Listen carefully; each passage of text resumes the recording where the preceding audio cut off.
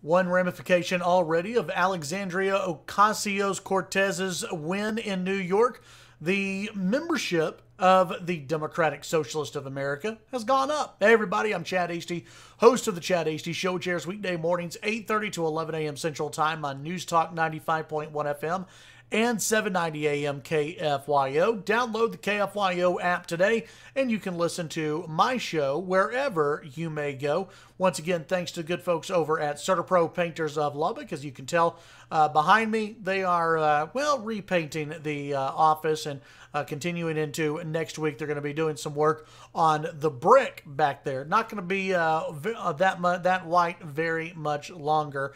All right, so the Daily Beast reporting that one of the ramifications from Alexandria Ocasio-Cortez's stunning primary defeat is that the Democratic Socialist of America organization has seen a huge increase in the amount of new members. According to the program associates for the DSA, the organization saw a surge of over 1,150 new members on Wednesday, about 35 times more signups than the average day. According to this organization, the size of the group went from 5,000 members back in 2016 to 40,000 members so far nationwide. They said their previous big bump has been because of Donald Trump's election as president, and they believe that more people are accepting of the term Democratic Socialist because of Bernie Sanders. Which brings me to this point. You see a lot of people in the media who have been talking about Ocasio-Cortez's win and saying that this is stunning, that this is a huge, huge defeat. And while it was, it shouldn't be that shocking, and here's why. Think about the presidential primary for the Democrats.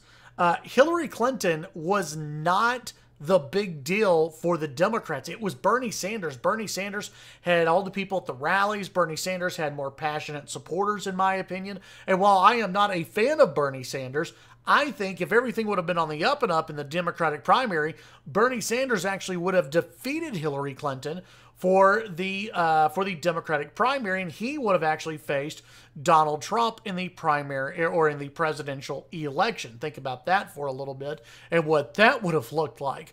But Hillary Clinton won, and Bernie was kind of screwed out of the Democratic nomination on his side because the Democrats wanted Hillary. But you go back to do that primary, where was the passion? The passion was from younger people who went to Bernie Sanders campaign rallies. The passion was behind Bernie Sanders.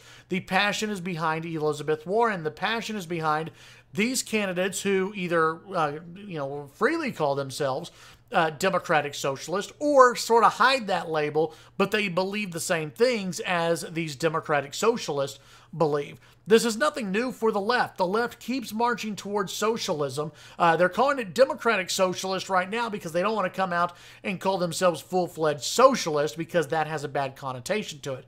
You call yourself a Democratic Socialist, maybe that works a little bit better for PR reasons. But you look at Ocasio-Cortez's campaign, you look at Bernie Sanders, you look at Elizabeth Warren.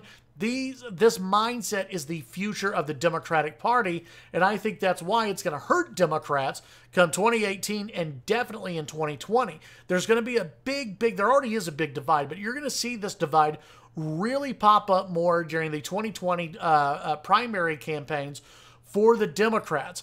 Is this the party of Ocasio-Cortez and Bernie Sanders, or is this the party of Hillary Clinton? Which one is it?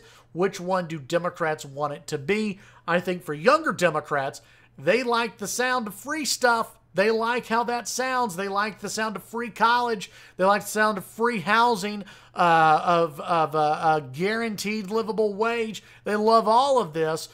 So I think the future is the Ocasio-Cortezes and the Bernie Sanders and the Elizabeth Warrens, not so much for the Hillary Clintons of the Democratic Party.